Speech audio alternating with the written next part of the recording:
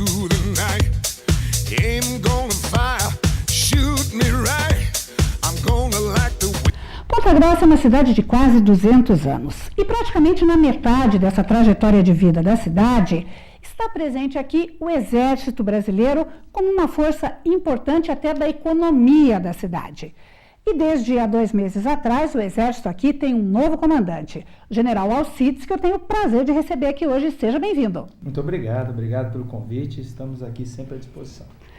General, já conhecia Ponta Grossa, a brigada, como é que está se sentindo aqui na cidade? Estou me sentindo muito bem. Eu já conhecia a 5ª Brigada, já na época que a 5ª Brigada era localizada no Rio de Janeiro, né? A 5ª Brigada de Cavalaria era localizada no Rio de Janeiro. Depois ela lá no Rio de Janeiro ela foi extinta e depois ela foi recriada aqui em Ponta Grossa no ano de 2007. Mas a brigada ela já está presente, como você bem disse aí, as suas palavras, ela está localizada ou bem instalada aqui já na cidade de Ponta Grossa há muitos anos, né? Ela tem uma tradição muito grande aqui junto à comunidade. Nós temos aí, né, porque o pessoal lembra, né, o pessoal mais antigo da 5ª Brigada de Infantaria Blindada que a gente tinha, né? A 5ª BIB, né, que todo mundo conhecia lá na praça, né, ali na Praça da Catedral, e o 13 BIB, né, Batalhão de Infantaria Blindada, sempre foram motivos de muito orgulho da cidade, né? Ponta Grossa sempre tem uma relação muito boa com... O 13 BIB, né, o 13º Batalhão de Infantaria Blindada, ele tem uma tradição muito forte, ele é muito respeitado e muito conhecido aqui na cidade. A brigada, ela até às vezes o pessoal me pergunta o que é a brigada, né? Então eu costumo querer explicar para as pessoas como é que o Exército está organizado. É sempre importante, porque o Exército ele tem uma organização ternária, né? Só para o pessoal entender o que é uma brigada. Por exemplo, 3 pelotões, eles formam uma companhia. 3 companhias formam um batalhão. Então o 13 BIB, 13 batalhão, né, 13º Batalhão, ele tem 3 companhias. E a brigada, ela tem 3 batalhões. É por isso. Então, ela vai numa gradação contínua. E a 5ª Brigada, ela pega aqui só Ponta Grossa ou o senhor é responsável também por toda a região aí? Não, nós temos uma área de atuação, né? A área de atuação da 5ª Brigada são 5 cidades aqui no Paraná, e uma cidade ali que fica no norte de Santa Catarina. Então nós temos unidades em Curitiba, temos unidades aqui em Ponta Grossa, unidade em Castro, em Rio Negro e em Porto União. São 12 unidades no total, 5.400 homens. Nossa, é uma responsabilidade grande, né? É verdade. São muitos homens, e quando a gente fala que hoje em dia o mais difícil normalmente da gente conduzir as pessoas é realmente esse relacionamento interpessoal, né? Isso que nos demanda muito. Mas a gente, ao longo da vida, a gente vai se preparando para isso e a gente espera conduzir da melhor maneira possível. E que talvez aí, o senhor, por favor, me corrija se eu estiver errado, porque uma característica que sempre marca o conceito do Exército ou de qualquer unidade militar é a questão da disciplina, da hierarquia, né?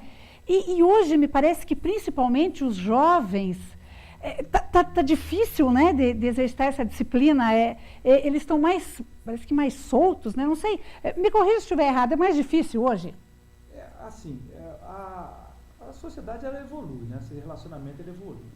O Exército Brasileiro ele tem alguns pilares, algumas situações, algumas condições que são meio inegociáveis, né? Então, uma delas é a hierarquia e disciplina. A gente pega, diferentemente do passado, a gente pega um jovem que sai da casa dele, que vem para o serviço militar, diferente do que a gente pegava no passado. Mas a gente também se adaptou nesse treinamento, nessa formação. Então, hoje o treinamento é muito mais progressivo, ele é muito mais,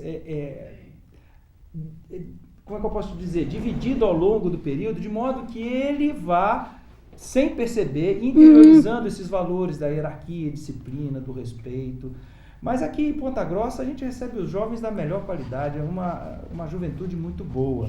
Tem os aspectos modernos, né, do celular, que eles não largam o celular, mas isso a gente tem que trabalhar direitinho, com calma, e a gente consegue muito bem. Vai ter que adaptar aí daqui a pouco as estratégias militares a manejar uma arma com o celular na mão, porque essa molecada não larga, né? Exatamente. Tanto é que a gente tem algumas diretrizes para quando ele está com uma arma, porque a arma, o que acontece? A arma é nosso instrumento de trabalho. E quando ele está armado, ele tem que estar com a atenção voltada só para aquilo ali. É a mesma coisa, vamos comparar assim, uma comparação não tão boa. Mas uma pessoa que dirige ali usando o WhatsApp, digitando um texto. É um perigo. Então a gente educa ele para que, naquele momento que ele está com a arma, que ele está numa função importante, ele não pode usar o celular. Isso aí faz parte. E interessante que uma coisa que eu achei bem curiosa e muito bem aproveitada, né? Os próprios comerciais, né? As propagandas na TV que anunciam o prazo de alistamento e tal, eles estão com uma linguagem cada vez mais parecida com videogame, né? O comercial está lembrando uma linguagem de game. A comunicação social do Exército, ela mudou bastante, né? Antigamente, a gente tinha uma mensagem muito pré-formatada. Hoje, a gente, por causa dessa evolução também, a gente está se aproximando mais dessa linguagem do jovem. A gente tem que chegar mais nele de uma forma mais atraente. Então, é isso que busca essa propaganda hoje, essa comercial, de transformar um serviço militar obrigatório numa situação em que ele deseje participar, né? Que ele tenha vontade de ir cada vez mais, que aí é melhor para ele e melhor para a gente. Com certeza, né? E sempre se procura privilegiar o voluntário? Sim.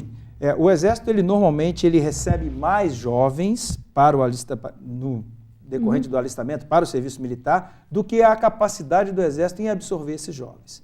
Então, normalmente, a gente privilegia aquele que quer seguir carreira. Né? Ou seguir carreira talvez não seja o melhor termo, aquele que quer fazer o serviço militar obrigatório. Então, normalmente, a gente tem mais jovens querendo. Então, a gente consegue completar todos os nossos claros, né, nossas vagas, com os voluntários. É isso que acontece. Isso é muito bom, porque você tem um pessoal motivado, né? É verdade, um pessoal motivado, né? Na verdade, hoje em dia, a gente tem uma situação de material moderno, de equipamento novo. Aqui a 5ª Brigada de Cavalaria Blindada em Ponta Grossa é uma brigada de ponta, que tem meios modernos, carros de combate, os tanques, né, como a gente fala carro de combate, mas são os tanques modernos, e isso atrai os jovens, né? Quando se a gente tivesse um material mais velho, mais obsoleto, talvez nem tanto, mas quando eles veem lá o material, fuzis novos, fuzis de primeiro mundo, de última geração, isso é atraente, então eles gostam, então a gente fica satisfeito. É a oportunidade deles fazerem um videogame ao vivo, né? É verdade, é isso mesmo. General, a gente estava falando da comunicação social, a sua área, antes de vir para cá, era da comunicação social, né? Isso, a minha última comissão foi em Brasília, no Centro de Comunicação Social do Exército.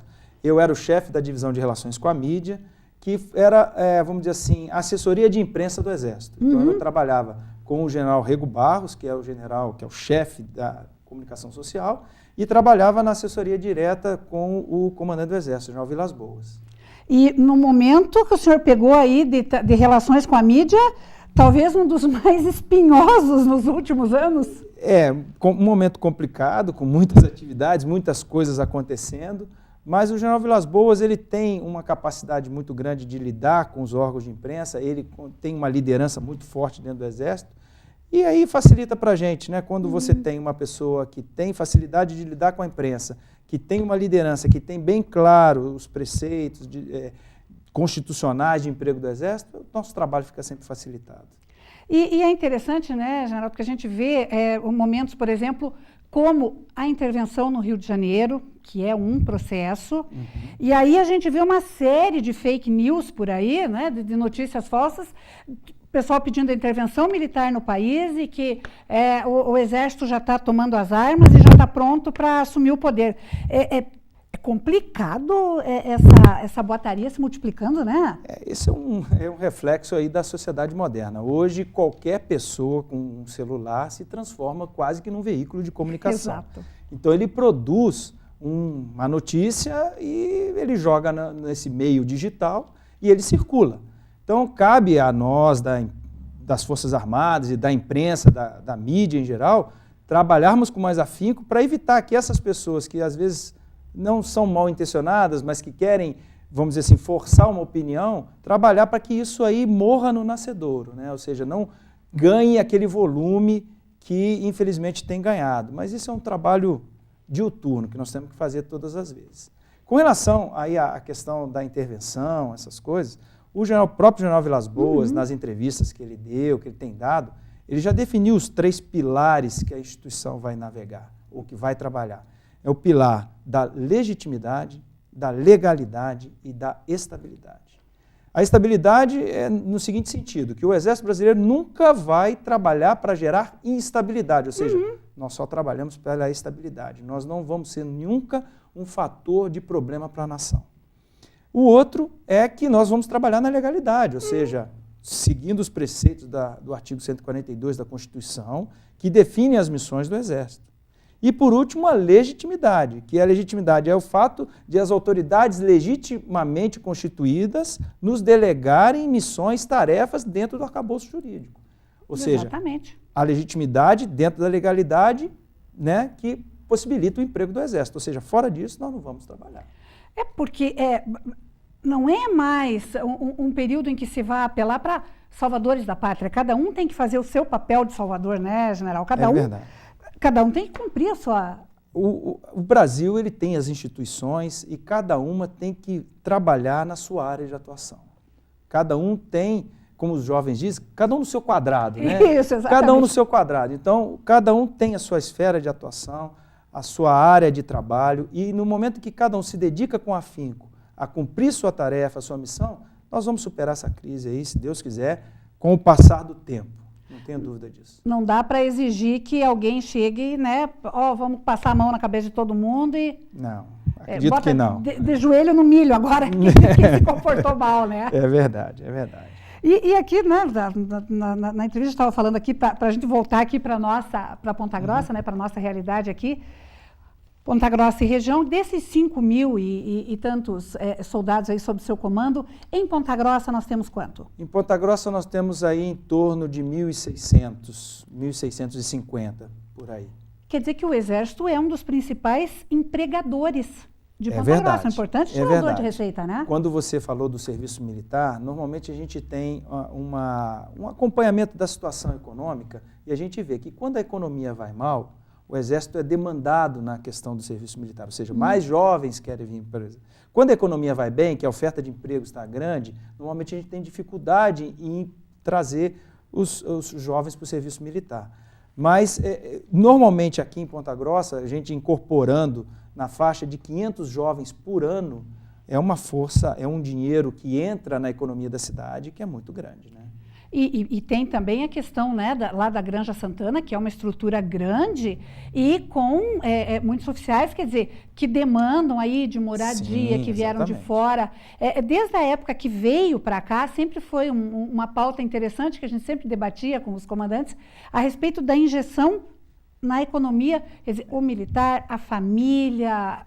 E muitos, além da família, quando vem, ele vai procurar uma escola, ele vai... E o que acontece? Como Ponta Grossa é uma cidade acolhedora, o pessoal acaba se fixando por aqui. Então, muitos são de fora que vêm, se estabelecem em Ponta Grossa e, a partir daí, geram, né, recursos, trabalho, etc., tudo aqui na cidade. Realmente é verdade, isso acontece. E Ponta Grossa sempre foi conhecida por ter uma importância estratégica muito grande para a questão militar, né? Para a segurança, para o treinamento e tal. E hoje, eu lembro que quando veio para cá a 5ª Brigada, Ponta Grossa será uma das unidades militares mais bem equipadas do Brasil. Continua? Continua. O Exército ele elegeu a 5ª Brigada, a cidade de Ponta Grossa, como uma força de emprego estratégico. Isso significa que ela é prioridade número 1 para receber o equipamento moderno e novo e receber pessoal. Então, pessoal e material, o de mais moderno que chegar no Exército, vem para cá. Nós já temos, graças a Deus, aqui, como eu falava com você, né, os tanques. Os tanques aqui só existem aqui em Ponta Grossa e em Santa Maria, no Rio Grande do Sul. Então, a nossa brigada ela tem uma importância de ter um equipamento único, moderno, e que tem que ter capacidade de se deslocar pelo Brasil inteiro. Então, nós temos que ter, ao lado desse equipamento, uma logística muito bem estruturada e muito bem arrumada, senão a gente não consegue cumprir nossa missão. E, nesse sentido, Ponta Grossa é privilegiada com a localização, Ponta Grossa, né? É privilegiada pela rede de estradas, pela rede ferroviária que nós ainda temos aqui, e pela qualidade do material humano, como eu destaquei para você. Então, às vezes, a gente vai para alguns locais, alguns lugares que você tem material humano, não que seja ruim, mas aqui você tem um pessoal com um nível de escolaridade muito bom que nos auxilia nessa tarefa, porque eu não posso, esse é um dos desafios do Exército Moderno, é um equipamento moderno e a gente colocar uma pessoa que não tem capacidade de operá-lo. Porque são máquinas, né? Sim, sim. São máquinas, a maioria aqui são alemãs, então nós recebemos, por exemplo, um carro que é um Gepard, que é um carro belga, que tem uma cadência de 1.000 tiros por minuto. Nossa! É uma capacidade muito grande, né? Então, esse carro, ele tem o que a gente chama de equipamentos optrônicos, que tem uma manutenção que é muito especializada. Então, a gente precisa de gente com capacidade para fazer isso aí. E Ponta Grossa também sempre teve, né, com o Exército uma relação de muita afinidade. Para a sua gestão de comando aqui, já existe algum projeto de integração com a comunidade para ser mantido? Não, temos muitas coisas que a gente faz junto com a prefeitura, junto com a comunidade. Um deles foi, por exemplo, semana passada, nós trabalhamos junto com a Secretaria de Saúde, está havendo uma baixa procura por vacinação, ou seja, a prefeitura não estava conseguindo cumprir aquela meta de universalização das vacinas. Eles vieram até nós combinamos, fizemos um dia com a banda de música num posto de saúde, numa escola, com palestras, tudo isso para atrair a população. Esse é um exemplo do que a gente tem feito. A gente tem um outro exemplo de uma parceria com a prefeitura, em que eles passam buscando os recicláveis nas unidades e eles trocam esses recicláveis por alimentos para atender entidades humanitárias, entidades, né, beneficentes. Então, esses são o tipo de coisa. E a gente tem um projeto, o Exército Brasileiro como um todo, ele tem um sistema que se chama CISDIA. Nós gostamos muito de abreviaturas, né? Então, essa é mais uma abreviatura. Então, é Sistema, Defesa, Indústria e Academia. Ele busca integrar os órgãos de defesa, as Forças Armadas, a indústria de defesa e a indústria de um modo geral, e a universidade. Então, a ideia nossa de trazer para cá é fazer, estamos finalizando agora, nós vamos até em primeira mão, vou passar para você, a gente vai chamar os reitores, conversar, de trazer estagiários para dentro do quartel para nos ajudarem nas nossas tarefas, na parte de informática, de administração, na parte de saúde, e depois, é uma via de mão dupla, depois eles saem conhecendo o Exército e nos divulgando. Então, a gente vai fazer essa parceria aí, se Deus quiser, vai até o final do ano, isso aí vai estar implementado. Olha que ótimo, já gostei muito de saber, gostei muito da notícia de primeira mão e gostaria de deixar o programa aqui à disposição de qualquer iniciativa que vocês queiram divulgar. Muito desejar obrigado. Aí uma boa gestão e muito sucesso. Prazer muito grande recebê-lo. Eu que agradeço, obrigado pela oportunidade e sempre que precisar, pode convidar que a gente vem. Tá certo, general. Olha que aqui a gente abusa, hein, pessoal? A gente abusa mesmo da entrevista. Muito obrigado. Obrigada, senhor. Um grande abraço. No próximo bloco, a gente tem Humor à Vista. Não perca um instante só e eu já volto. To the night.